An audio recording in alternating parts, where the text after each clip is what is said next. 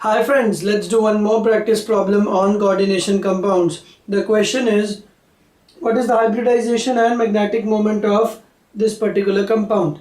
तो हमने पहले वीडियो लेक्चर्स में भी ये देखा है कि हमें किस तरह से अप्रोच करना है इस क्वेश्चन को।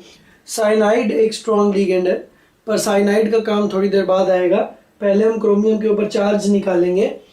तो CrCN6 3-, साइनाइड के ऊपर -1 चार्ज होता है, तो 6 साइनाइड्स पे -6 चार्ज हो जाएगा। तो क्रोमियम पे लेट्स सपोज x चार्ज है, तो x -6 should be equal to -3, so x comes out to be +3। तो मतलब क्रोमियम के ऊपर +3 चार्ज है। अब क्रोमियम का कॉन्फ़िगरेशन लिखते हैं। सबसे पहले आपको ध्यान होना चाहिए that chromium is an exception. Chromium में the configuration is 4s1 3d5। Normally क्या होता है, पहले 4s पूरा भर जाता है, 4s2, उसके बाद 3d4 आना चाहिए था, बट एक इलेक्ट्रॉन s में से d में शिफ्ट हो जाता है बिकॉज हाफ फिल्ड सब shells. d5 is half filled, d की कैपेसिटी होती है 10, तो 10 का मतलब हो गया फुली फिल्ड, 5 का मतलब हो गया हाफ फिल्ड। तो हाफ फिल्ड सब shells are found to be very stable, इसलिए क्रोमियम एक एक्सेप्शन। नाउ क्रोमियम के ऊपर +3 चार्ज है, तो मतलब आपको 3 इलेक्ट्रॉन निकालने हैं। तो 3 में से जो पहला इलेक्ट्रॉन है वो s में से निकलेगा। पहला इलेक्ट्रॉन निकलने के बाद यहाँ पे 4s 0 बन जाएगा, तो s में तो कुछ बचा नहीं। उसके बाद बाकी के 2 इलेक्ट्रॉन 3d में से निकलेंगे, तो chromium +3 will look like this, 4s 0 and 3d 3। तो हमने टोटल 3 इलेक्ट्रॉन निकाले, एक s में से, 4s में से, और 2 3d में से। तो ये सिचुएशन हो गई। नाउ अब रोल आएगा साइनाइड का। तो अब मैक्सिमम बच्चे गलती करते हैं, और ये क्वेश्चन बहुत ज़्यादा इंपॉर्टेंट है, आपको बहुत इंपॉर्टेंटली समझना पड़ेगा। क्रोमियम को मैं, क्रोमियम +3 को हम इस तरह से पहले बनाते हैं। This is 3d 4s 4p, तो जिस जिसकी रिक्वायरमेंट होगी हम उस हिसाब से ले लेंगे। तो क्रोमियम में 3 अनपेयर्ड इलेक्ट्रॉन हमें अभी दिख रहे हैं क्रोमियम +3 में। अब जो गलती मैक्सिमम स्टूडेंट्स करते हैं, cyanide is a strong ligand, और उनको बुक्स में और टीचर्स बताते हैं कि साइनाइड जो स्ट्रॉन्ग लिगेंड है, स्ट्रॉन्ग लिगेंड्स का काम क्या होता है, इलेक्ट्रॉन्स की पेयरिंग कर देना। तो वो लोग क्या करते हैं, इसकी पेयरिंग कर देते हैं 1 2 और 3, और फिर अगर मैं उनसे पूछूं कि how many unpaired electrons are there, तो वो बोलते हैं 1। तो ये गलत हो गया, ठीक है। ये एक इंपॉर्टेंट क्वेश्चन है। Even though cyanide is a strong ligand, वो बात बिल्कुल सही है, पर यहाँ पे पेयरिंग नहीं होती है। तो आपको खुद डिफरेंस समझ में आ रहा है कि अगर पेयरिंग हो जाती तो नंबर ऑफ अनपेयर्ड इलेक्ट्रॉन्स होते 1। तो मैग्नेटिक मोमेंट का फॉर्मूला होता है √n × n+2। तो अगर पेयरिंग हो जाती तो n की वैल्यू होती 1, तो आंसर आता √3। पर अगर पेयरिंग नहीं हुई तो n की वैल्यू कितनी हो जाएगी, 3, क्योंकि 3 अनपेयर्ड इलेक्ट्रॉन्स हैं। तो आंसर आ जाएगा √3 × 5, दैट इज √15। तो अब हमें ये देखना है कि पेयरिंग क्यों नहीं हुई है, and how will we get to know कि कब पेयरिंग होगी कब पेयरिंग नहीं होगी। अभी तक तो हमें बस ये पता था कि जो स्ट्रॉन्ग है वो पेयरिंग कर देता है। तो अब आपको एक चीज़ समझनी है कि एक्चुअली पेयरिंग होती कैसे है, साइनाइड ऐसा क्या करता है जिसकी वजह से पेयरिंग स्टार्ट हो जाती है। तो आपको ये थोड़ा स्प्लिटिंग के बारे में जानना पड़ेगा। ये d ऑर्बिटल्स हैं, इसको बहुत डिटेल में तो हम थ्योरेटिकली देखेंगे, बट आपने ये डायग्राम काफ़ी बार देखा होगा। ये मेटल के d ऑर्बिटल्स हैं, इनको डीजेनरेट ऑर्बिटल्स बोलते हैं। डीजेनरेट क्योंकि इन पांचों की एनर्जी बिल्कुल सेम है। फिर 6 लिगेंड्स आने शुरू हो गए। 6 लिगेंड्स जब 6 डायरेक्शन से आते हैं तो वो लोग इन 5 ऑर्बिटल्स को रिपल्शन फील होना शुरू हो जाता है, और उसकी वजह से इन सबकी एनर्जी बढ़ जाती है।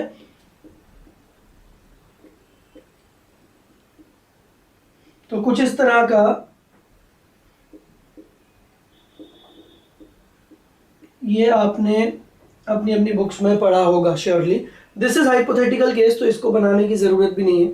This is reality. जब लिगेंड्स नहीं आए थे तब मेटल के 5 ऑर्बिटल्स ऐसे थे।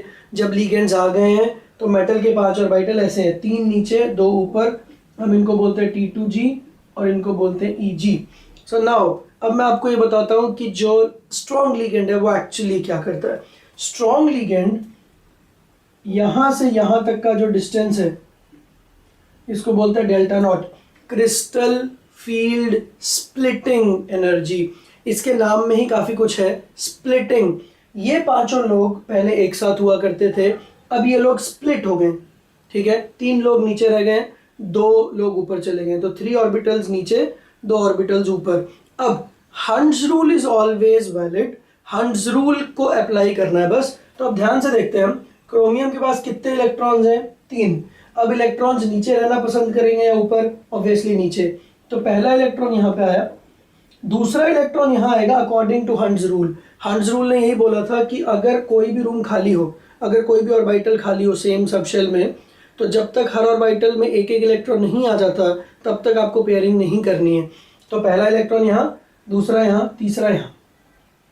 अब अगर 4th इलेक्ट्रॉन होता तो उसके पास एक चॉइस होती, चॉइस ये होती कि वो 4th इलेक्ट्रॉन चाहे तो इन तीनों में से किसी के साथ पेयर अप हो सकता है। बट एक सीधी सी बात है, अगर एक ऑर्बिटल में 2 इलेक्ट्रॉन्स रहेंगे तो दोनों इलेक्ट्रॉन्स अपने सेम चार्ज की वजह से एक दूसरे को रिपेल करेंगे, तो उस एनर्जी को बोलते हैं pairing energy, the energy required for the electrons to get paired up. तो मतलब इतना आसान नहीं है एक साथ रहना, रिपल्शन होगी। पर दूसरा ऑप्शन क्या है उस इलेक्ट्रॉन के पास कि अगर वो पेयरिंग नहीं करना चाहता है तो वो ऊपर जाके भी रह सकता है। तो अब 2 ऑप्शन है कि या तो ऊपर चले जाओ और या फिर पेयरिंग कर लो। तो जो ऑप्शन आसान है उसको इलेक्ट्रॉन कर लेगा। तो जो स्ट्रॉन्ग लिगेंड होता है, साइनाइड का काम बस सिंपल सा ये है, साइनाइड इन दोनों के डिफरेंस को बहुत ज़्यादा बढ़ा देता है। तो साइनाइड इस डेल्टा नॉट को इतना ज़्यादा बढ़ा देता है कि जो पेयरिंग एनर्जी है वो उसके रिस्पेक्ट में काफ़ी छोटी लगने लगती है। तो अगर मैं इलेक्ट्रॉन को एक ऑप्शन दूंगा कि या तो ऊपर जाओ या तो पेयर अप हो जाओ, पर ऊपर जाने का रास्ता बहुत ही मुश्किल है क्योंकि डिफरेंस बढ़ चुका है, तो उस इलेक्ट्रॉन को ज़बरदस्ती फिर नीचे ही रहना पड़ेगा। तो जो 4th इलेक्ट्रॉन होगा वो पेयर अप होगा। बट ये तो 4th इलेक्ट्रॉन के लिए, the option is for 4th electron. पर चौथे इलेक्ट्रॉन के आने से पहले 3 इलेक्ट्रॉन्स को तो कोई फोर्स ही नहीं कर सकता ऊपर जाने के लिए, क्योंकि सिंस 3 रूम्स खाली हैं तो तीनों ऑर्बिटल्स में एक एक इलेक्ट्रॉन रहेगा। जो चौथा इलेक्ट्रॉन होगा, जो 5वां इलेक्ट्रॉन होगा, उनके पास ऑप्शंस होंगी कि ऊपर जाएं या नीचे रहें। पर इनके पास तो कोई टेंशन ही नहीं है, इनको फ्री रूम्स मिल रहे हैं, फ्री ऑर्बिटल्स मिल रहे हैं, तो वो लोग ये इलेक्ट्रॉन्स उन ऑर्बिटल्स में जाके रहेंगे। तो ये एक बहुत अच्छा क्वेश्चन है, ये जेईई में भी आ चुका है। क्रोमियम में 3 ही इलेक्ट्रॉन्स हैं और 3 इलेक्ट्रॉन्स एक एक रूम में रहेंगे तो पेयरिंग नहीं होगी। तो साइनाइड कैसे पेयरिंग करवाता है? साइनाइड जबरदस्ती इलेक्ट्रॉन्स को फोर्स करता है नीचे रहने के लिए। कैसे? By increasing this difference. तो इलेक्ट्रॉन जब ऊपर नहीं जा पाएगा तभी तो नीचे रहेगा। पर वो किसको फोर्स करता है? वो चौथे इलेक्ट्रॉन को फोर्स कर सकता है। तो हम ऐसा बोल सकते हैं कि डी में अगर 4 इलेक्ट्रॉन हो तब जाके पेयरिंग स्टार्ट होगी, पर अगर डी में 3 इलेक्ट्रॉन हो तो पेयरिंग स्टार्ट नहीं होगी। तो दैट मीन्स तीनों अनपेयर्ड इलेक्ट्रॉन्स हैं। तो अगर तीनों अनपेयर्ड हैं तो मैं यहाँ पे n की वैल्यू क्या डालूंगा? 3। तो मैग्नेटिक मोमेंट हो गया √3 × 3 + 2 दैट इज 15, और इसका यूनिट होता है बोर मैग्नेट्रॉन। तो एक चीज तो समझ में आ गई कि मैग्नेटिक मोमेंट कितना होगा? √15। और हाइब्रिडाइजेशन क्या होगी? अब ये 3 ऑर्बिटल्स, ये तीनों की पेयरिंग नहीं हो रही है। अब साइनाइड कहाँ से आना शुरू होगा? पहले साइनाइड यहाँ पे आएगा, फिर यहाँ, फिर यहाँ, फिर यहाँ, फिर यहाँ, फिर यहाँ। तो टोटल 6 साइनाइड है। तो साइनाइड ने डी से आना शुरू किया तो डी के 2 ऑर्बिटल्स भरे, फिर एस का 1, फिर पी के 3, तो D2sp3। तो हाइब्रिडाइजेशन इज D2sp3। और अगर आपसे कोई इसका शेप पूछे तो शेप इज ऑक्टाहेड्रल। तो अब आपको फिर से मैं एक बार क्विक रिकैप दे देता हूँ। हमने साइनाइड देखा, क्रोमियम के ऊपर +3 चार्ज था, क्रोमियम की कॉन्फ़िगरेशन लिख दी। फिर हमने देखा कि साइनाइड तो स्ट्रॉन्ग लिगेंड है, तो हमें लगा कि शायद पेयरिंग होनी चाहिए। बट अगर आप क्रिस्टल फील्ड थियरी को ध्यान से पढ़ो और क्रिस्टल फील्ड स्प्लिटिंग को देखो तो हमें समझ में आता है कि पेयरिंग होने का रीज़न क्या है कि एक इलेक्ट्रॉन जब ऊपर नहीं जा पाता है तो वो नीचे आके रहने के लिए मजबूर हो जाता है। ठीक है, तो अगर पहला इलेक्ट्रॉन, दूसरा इलेक्ट्रॉन, तीसरा इलेक्ट्रॉन आएंगे तो उनको तो नीचे रूम्स मिल रहे हैं तो उनको कोई दिक्कत नहीं है। पर चौथे वाले इलेक्ट्रॉन के पास ऑप्शन है कि अगर वो पेयर अप होगा तो भी प्रॉब्लम है पेयरिंग एनर्जी, और अगर वो ऊपर जाएगा तो भी प्रॉब्लम है, उसको डेल्टा नॉट एनर्जी लगानी पड़ेगी। तो दोनों में से जो काम आसान हो वो इलेक्ट्रॉन कर लेगा। तो अगर मैं उसका ऊपर जाना मुश्किल कर दूं, अगर मैं ये डिफरेंस बहुत बढ़ा दूं, तो वो ऊपर जा ही नहीं पाएगा, तो उसको नीचे ही रहना पड़ेगा। तो ज़बरदस्ती उसकी पेयरिंग मैंने करवा दी है, ठीक है। तो साइनाइड क्या करता है, इस डेल्टा नॉट को बहुत ज़्यादा बढ़ा देता है, तो डेल्टा नॉट की वैल्यू पी के रिस्पेक्ट में बहुत ज़्यादा हो जाती है। तो इलेक्ट्रॉन के लिए पेयर करना ज़्यादा आसान है रादर देन ऊपर जाना, तो वो पेयर अप कर लेगा। पर ये फोर्थ इलेक्ट्रॉन ही करेगा, अप टू थर्ड इलेक्ट्रॉन तो कुछ नहीं होगा। तो यहाँ पे सिर्फ 3 इलेक्ट्रॉन्स हैं, इसलिए ये तीनों अनपेयर्ड रहेंगे। तो n की वैल्यू विल बी 3। तो ये फॉर्मूला लगा के आंसर आ गया √15, ठीक है। ऐसे और बहुत सारे इंपॉर्टेंट क्वेश्चंस हम आगे आने वाले वीडियोस में डिस्कस करते रहेंगे। तो subscribe the channel and keep viewing and sharing these videos. Thank you.